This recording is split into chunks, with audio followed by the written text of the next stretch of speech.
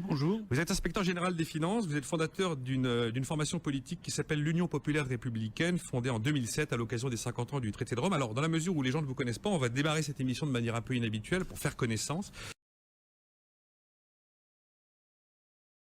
On parle utopie, 19e siècle, 18e siècle. C'est une émission culturelle. Oui, je signale que depuis le début de cette émission, la France a statistiquement perdu à peu près 12 emplois, que nous perdons 800 emplois par jour, que nous perdons une usine par jour. Je me rappelle avoir débattu avec M. Baveret le 15 octobre 2008 sur Radio Notre-Dame. C'était il y a 4 ans, il me disait déjà les mêmes choses. Depuis lors, nous avons donc perdu 1200 usines et notre endettement a augmenté de 500 milliards d'euros. Donc la question qu'il faudrait quand même se poser, c'est qu'est-ce qui se passe? Et c'est ça que les Français se posent, qu'est-ce qu'il se passe? Vous avez un parcours de premier de la classe, vous êtes passé par HEC, par l'ENA, vous avez fréquenté des cabinets ministériels à Bercy, au Quai d'Orsay, vous avez rejoint un temps Pasqua au sein du Rassemblement pour la France, vous êtes aujourd'hui donc haut fonctionnaire à Bercy et vous le dites avec une liberté de parole totale, dans la mesure où vous avez atteint le plus haut grade possible dans l'administration. Est-ce que le portrait que je viens de faire de vous dans votre mouvement est fidèle? Oui, c'est globalement fidèle, absolument. D'accord. Écoutez, moi, la première chose que je retiendrai, c'est la diversité des gens. C'est surtout ça qui m'a étonné. Il m'arrive d'aller dans des universités d'été, des meetings, des réunions de partis politiques. En général, les gens pensent à peu près tous la même chose. Et là, j'ai rencontré des gens... Plutôt tendance à être de gauche, alors c'est vraiment malvenu que de penser que l'UPR est un front d'extrême droite, clairement non. Ils pensent aux Français, à la France, aux Français, je suis patriote, voilà. Alors que je ne le pensais pas, qui ont des opinions radicalement différentes. Je serais très très en mal à la sortie de cette journée de dire ils sont à droite, ils sont à gauche, ils sont ceci, ils sont cela. Il y a des gens qui sont ici en train de se poser des questions. Dans un parti politique, en général, on ne pose pas des questions, on a les réponses. Là, j'ai entendu des gens qui se posaient des questions et qui essayent à partir de ces questions d'apporter des réponses. Mais c'est d'abord ça qui m'a sauté aux yeux. Ce qu'il se passe, c'est que nous avons perdu tous les moyens pour protéger nos emplois. Il y a un article qui s'appelle l'article 63 du traité sur le fonctionnement de l'Union européenne qui interdit toute restriction aux échanges de capitaux, de marchandises et de services et donc qui notamment est le feu vert généralisé pour les délocalisations. Alors Monsieur Montebourg en est réduit à faire des moulinets, puisqu'il y a cet article 63 qui lui interdit d'interdire aux entreprises de délocaliser.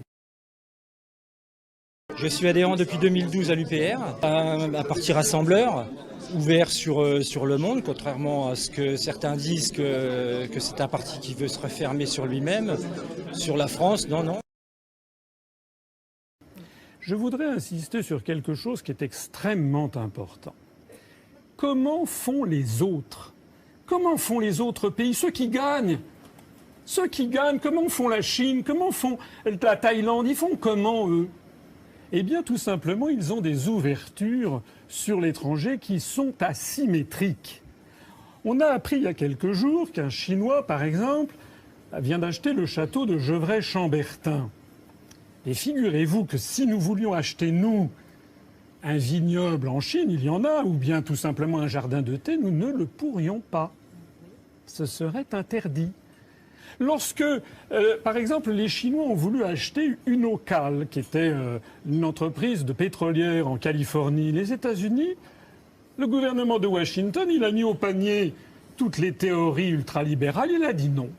Voilà, c'était le fait du prince. Lorsque Dubai Port Authority a voulu racheter 7 ports aux États-Unis, le gouvernement américain a dit non.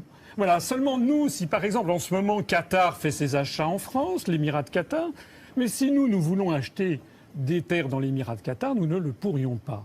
Alors tout ceci, ça veut dire quoi? Ça veut dire qu'il y a une asymétrie et que les pays qui gagnent ne sont pas dans les mêmes, n'ont pas accepté les mêmes conditions de concurrence totalement déloyale dans laquelle sont plongés les pays de l'Europe du fait des traités européens et notamment, j'insiste, l'article 63 du traité sur le fonctionnement de l'Union européenne. Il y en a bien d'autres.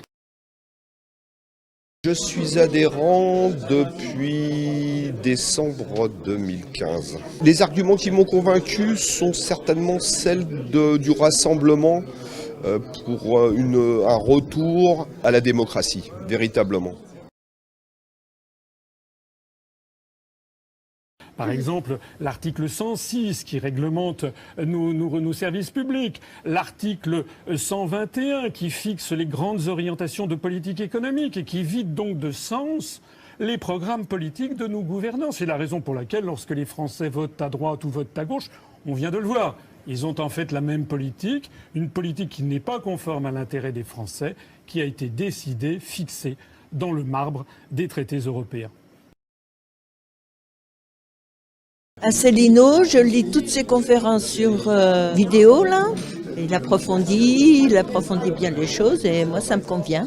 La deuxième chose, c'est, vous savez, on est souvent désabusé par rapport à une jeunesse. Moi, j'ai un grand garçon, par exemple, par rapport à une jeunesse dont on se dit, elle s'intéresse peu à la chose publique, ou elle s'intéresse qu'à elle-même, ou elle s'intéresse qu'à la couleur de ses chaussures. Là, vous avez des gens qui se posent des questions dont je me disais, depuis 30 ans, que plus personne ne se les posait. C'est-à-dire le sens de son engagement, le sens de la France, le goût pour ce pays. Tout ça, ça m'apparaît radicalement différent.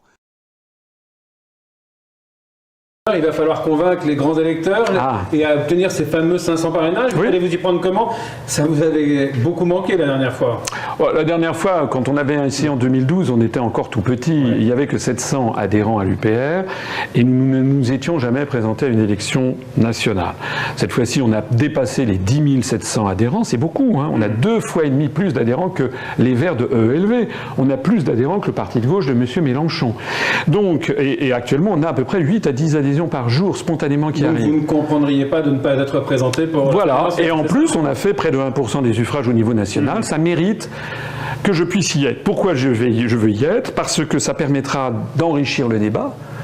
Moi, je veux qu'il y ait un débat national où quelqu'un comme moi puisse dire à M. Juppé, si c'est M. Juppé qui est choisi par les Républicains...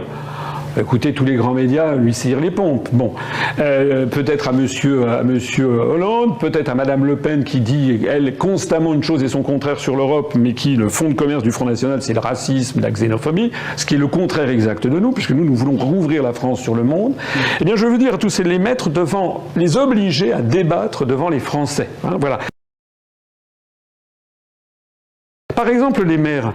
Les maires, actuellement, ils voient la dotation globale de fonctionnement versée par l'État diminuer drastiquement. Moins 30% dans toutes les petites communes de France. Et ben moi, je vais expliquer aux maires, moi et puis les gens qui cherchent avec moi des parrainages, nous allons expliquer aux maires d'où vient cette coupe. La coupe, c'est toujours à la demande de Bruxelles, mais au même moment, ces coupes sur l'ensemble des communes de France, ça va rapporter une économie de 3 milliards d'euros. Alors qu'au même moment, on laisse 9 milliards d'euros, je le disais tout à l'heure, de plus à l'Union européenne. Asselineau, vous pensez que ça évite les manœuvres que c'est... Non, enfin je crois d'abord il faudrait revenir peut-être sur une définition des mots dont on parle. Vous avez commencé en disant que j'étais un petit candidat. Pourquoi je serais un petit candidat ? Il se trouve que j'ai une expérience. J'ai une expérience professionnelle, par exemple, qui m'a mené dans les allées du pouvoir, dans un certain nombre de cabinets ministériels sous Balladur et sous Juppé. J'ai préparé des voyages présidentiels à très haut niveau. J'ai été reçu avec Jacques Chirac chez le président chinois Jiang Zemin. J'ai serré la main de Jean-Paul II. J'ai déjeuné avec Nelson Mandela. Et vous étiez candidat en 2012, mais vous n'avez pas eu vos signatures. J'ai beaucoup plus d'expérience que M. Hollande, qui n'était qu'un apparatchik du Parti socialiste. Moi, M. Hollande est un tout petit candidat, même du point de vue intellectuel d'ailleurs. Donc, qu'est-ce qui décide que c'est un petit candidat? Un petit candidat, c'est en fait quelqu'un qui n'appartient pas aux 2 ou 3 grands partis politiques qui sont constamment promus dans les médias.